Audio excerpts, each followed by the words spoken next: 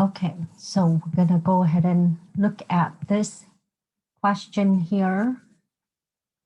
And again, remember, we're going to do 3 methods of going through the MBE questions. The first one, we're going to go from top to bottom, which is starting at the fact pattern, then going all the way through. The second method is to read the call of the question and then go back up to the fact pattern. And then the third method is read the call of the question, go through the answer choices, and then go back up to the fact pattern. So let's start with the first method, which is starting from the top. Here this says, a father lived with his son who was an alcoholic. When drunk, the son often became violent and physically abused his father. As a result, the father always lived in fear. One night, the father heard his son on the front stoop making loud, obscene remarks. The father was certain that his son was drunk and was terrified that he would be physically beaten again. In his fear, he bolted the front door and took out a revolver. Now we are starting to get to where we get a sense of what subject we're in. Because the idea again is that you're wanting to Iraq your answer so that you can get to that C, which is the conclusion. Here at this point, when it says that he brings our revolver, you should be thinking at this point that we're looking at crimes. So that's what would be drawing my attention. So I would be thinking, getting out the revolver will probably in the realm of crimes here. And I would be spotting the issue of, let's say, at this point, I would be starting to think we're in the crimes, homicide. When the son discovered that the door was bolted, he kicked it down. As the son burst through the front door, his father shot him 4 times. And here we get a confirmation that it is in the area of crimes and that we are looking at being tested on these crimes here. Father shot him.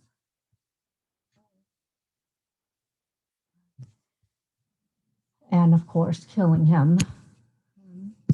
So it's a homicide. The son was not under the influence of alcohol or any drug and did not intend to harm his father, did not intend. Now, we know if you're thinking of murder at this point, now you know that they are testing you on murder. So what you would be thinking right here would be not just homicide, but you would want to think of common law murder because they didn't give you any statute. So you would be thinking specific intent murder as well as malice. So it doesn't matter, or it may not matter that he did not intend to harm his father. Sometimes, I mean, when you start to read up here, you may start to get into the realm of crimes already, but I think you're probably not confident enough to know that it's in the crimes until you get to around this area, and that's okay. Just keep focused and keep reading. Here it says, then at trial, the father presented the above facts and asked the judge to instruct the jury on self-defense. So there was a hint up here that he was not under the influence of alcohol. So he doesn't have the defense of intoxication. He wasn't under the influence of alcohol. Now he wants the judge to instruct the jury on self-defense. How should the judge instruct the jury with respect to self-defense? When you're instructing the jury on the standard of applying self-defense, you need to think about, okay, well, let's just go through from A to D. Give the self-defense instruction because it expresses the defense's theory of the case. Right? I think that I would be when it says um, the father is asking for them to give the self-defense, I would be leaning towards yes, the judge should give the self-defense. So I'd be leaning towards the A and the B because it, the whole beginning of the fact pattern does talk about how he was really scared of his son, and so it's reasonable for him to be kind of at a heightened a fear for when his son was coming home. He was afraid that he may get hurt. So these two, I am more biased towards at this point. It says give the self-defense instruction because it expresses the defense's theory of the case. Okay, that may be an okay instruction. Give the self-defense instruction because the evidence is sufficient to raise the defense. This is a better way to explain or a better way to um, get the explanation as to why the court should give the instruction, because there is sufficient evidence of a self-defense claim. It's not just that you want to make a self-defense claim and so the court should give it. There has to be some sort of a sufficient indication that you do have a legitimate defense claim. So this is better than this. So as between these two, I would take that out because this is a better answer choice. You can go down these two to see why the reasoning for not giving self-defense instruction, which I'm biased towards saying that it's okay because it does seem like he does have this fear of his son. So self-defense should be reasonable.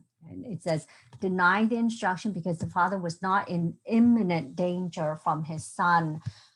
Well, remember that the standard is if a reasonable person in that position may have felt the danger, then it was reasonable for him to feel that. And based on the fact pattern, I think it's reasonable for him or anybody in his position to fear that he may have been in danger with his son who may have been intoxicated. So C doesn't look good to me. And then D, deny the self-defense instruction because the father used excessive force. Deny the self-defense instruction because the father used excessive force.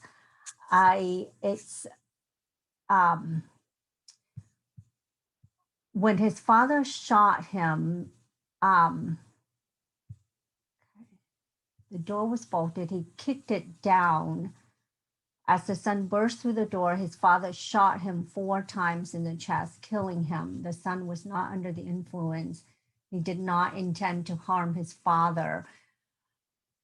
I think that you don't not give the instruction just because the father used excessive force. You whether or not he uses excessive force will negate whether or not the self-defense was gonna get him out of being guilty of murder. So they still would need to give the instruction because the self-defense is still a legitimate claim for him to make. Okay. So you don't go into the reasoning behind the self-defense in a sense. So that doesn't look like a very good answer choice to me. So I would pick the answer choice B because of that.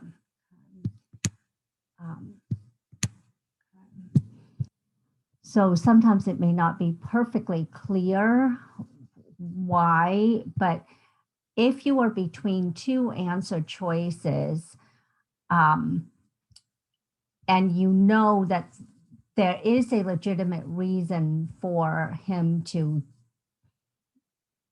make a self-defense claim, then the court should give the instruction and really should not go into the the analysis or go into analyzing the facts, because remember, that's a question of fact for the jury to decide. This is a judgment call because the father used excessive force. This is a question of fact, not a question of law. So the court, that doesn't take the instruction away from the judge. Like, the judge shouldn't give instructions with respect to that aspect of it. Okay, if that makes sense. Okay. So now I'm going to clear the board and we will go to where we would look at looking at the call of the question first, and then we will look at the we'll look at the call of the question and go back up to the fact pattern and then come down to the answer choices. So the call of the question is, how should the judge instruct a jury with respect to self-defense? We know now then it's a crimes or possibly, yeah. So right here, you would be thinking crimes. And we're in self-defense.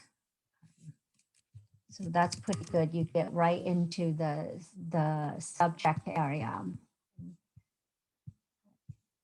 How should the judge instruct?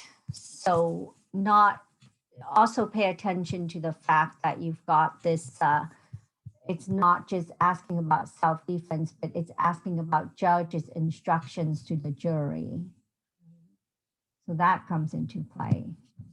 And again, we read the fact pattern. A father lived with his son who was an alcoholic when drunk. The son often became violent and physically abused his father. As a result, the father always lived in fear. So he lives in fear. That's a point that stands out now that I know I'm looking for self-defense and whether or not it's a legitimate self-defense, so that the judge would instruct the jury for that defense that's available to the father. At this point, though, I think usually after you read the call of the question, some people may go back up to the question before it. And if you do that, you can see at trial, the father presented the above facts and asked the judge to instruct the jury for self-defense. And I kind of skipped over that, but usually that's what I would recommend, is if the call of the question isn't perfectly clear, go to the sentence right before it to see if you can get a more clear picture of understanding of what's going on. Then one night the father heard his son on the front stoop making loud, obscene remarks. So that in the back of your mind, you should be thinking, okay, so this he's in fear of his son, and here is his son coming back possibly angry. His father was certain that his son was drunk and was terrified that he would be physically beaten again. In his fear, he bolted the front door and took out a revolver.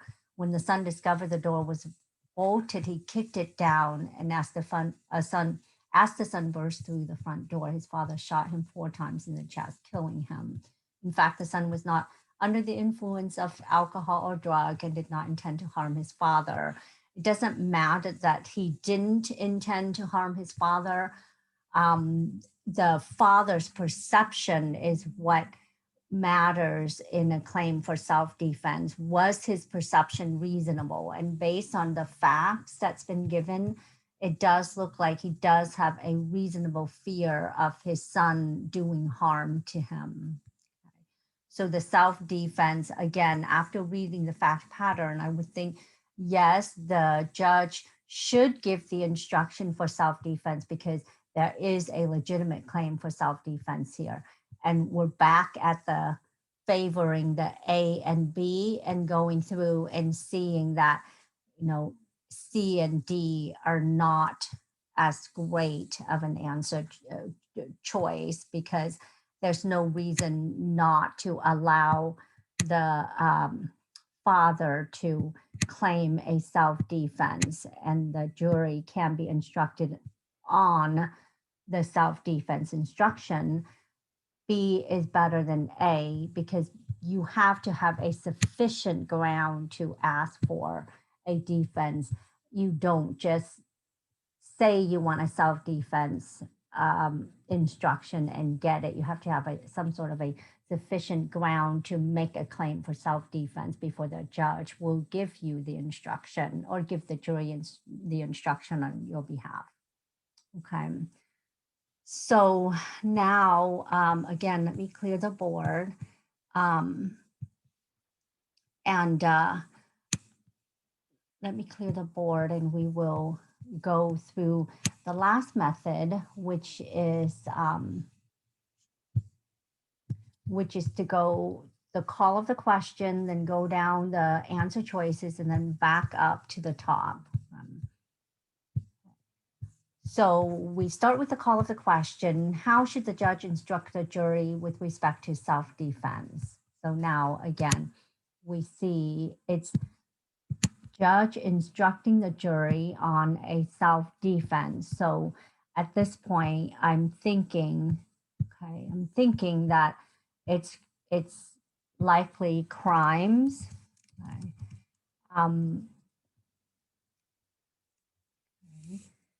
And it's instruction for self-defense. Self-defense jury instruction, but you're not having to type all of this out. You're going through the questions really quickly, but this is what you should be thinking in the back of your mind. And like I said, when you have a call of the question that's not particularly absolutely descriptive, you may want to go back up one or two sentences to get a little bit of a more clear picture of what's going on. At trial, the father presented the above facts and asked the judge to instruct the jury on the self-defense. So the father wants the self-defense claim. And we don't know what happened yet by this point if we haven't read the facts. We go down to the call of the question, to the answer choices. A, give the self-defense instruction because it expresses the defense's theory of the case. Maybe, not sure what to do about that yet. If this is the first time you're seeing these answer choices, give the self-defense instruction because the evidence is sufficient to raise the defense. Hopefully that will perk your ear up and think, that's what's different between B and A, and B is more descriptive. It more specifies why the self-defense instruction should be given because there's actually a sufficient ground to make a claim for self-defense, whereas in A, it just says that that there is a claim. Basically, there's a claim for self-defense theory of the case. The defense just has a theory that they have a self-defense. You really need to have sufficient grounds to raise the defense. Okay. Then C, deny the self-defense instruction because the father was not in imminent danger from his son. We don't know that this at this point, so we can't eliminate it. We have to read the fact pattern for that. Deny the self-defense instruction because the father used excessive force. If you are seeing this used excessive force, it should trigger your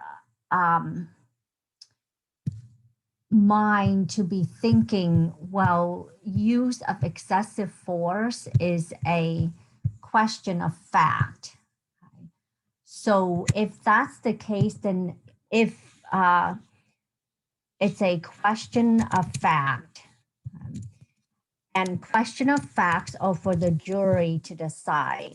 So it should not matter whether or not you give the instruction because the father used excessive force. That should not come into play at all. So if I saw that answer choice, I would be biased towards the B and the C and think that D is probably not a good answer choice if you can recognize that it's a use of excessive force is a question of fact that the jury needs to decide. So you give them the instruction of self-defense and then they weigh whether or not the use of force was excessive. So watch for that. And isn't that interesting? When we went through from top to bottom, we were able to eliminate C, but when we are going through the answer choices, we weren't able to eliminate C yet. And now, as you're going through the fact pattern, a father lived with his son who was an alcoholic. When drunk, his son often became violent, physically abused his father. As a result, the father always lived in fear. So this is a good indication that he has reasonable fear of his son. The father heard one night, the father heard his son on the front stoop making loud, obscene remarks. He was certain his son was drunk. The father was certain that his son was drunk and was terrified that he would be physically beaten again, was terrified. And it seems that this fear is reasonable. So in his fear, he bolted the front door and took out a revolver. The reason why your ears are perked to these terms is hopefully when you identify that it's self-defense, you need to think, because that's the issue. Essentially, you identify that as the issue, and once you identify the issue, you want to get the rule that is associated with that issue in the back of your mind. And that rule is something like this: that in order for you to have a legitimate self-defense claim, you need to have a reasonable fear that your life is in danger for you to fight back. Okay, and so that's why these things stand out as you're reading the fact pattern. And that's how you keep yourself from getting distracted with other red herring in the fact pattern or in the answer choices.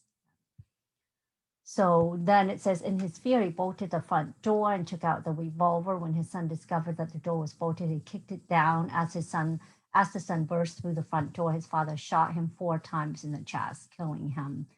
In fact, the son was not under the influence of alcohol or any drug and did not intend to harm his father. So if you know that we really don't care about the son's intent, it's because the issue they're testing us is not whether or not the son is guilty of the murder. It's whether or not the father has a legitimate, sufficient grounds to raise the self-defense. And so that's how you can keep from being distracted with some of these facts here.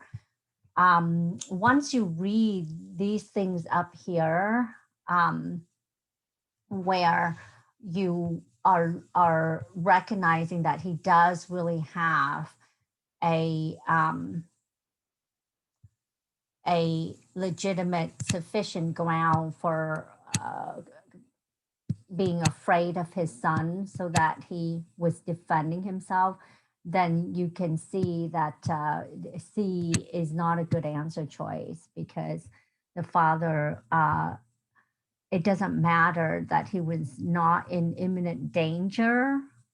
It's his perception of that danger, basically. Okay. And again, the other thing about this as well is the father not being in imminent danger from his son. It's not as much of a question of fact. That's not as clear of a judgment call as D, but it's one of those things where it doesn't really fit into that idea of the judge giving instructions to the jury. They really need to just focus on the question of law. And so that's how we get to answer choice B. So I'm going to pause the recording here and clear the board again.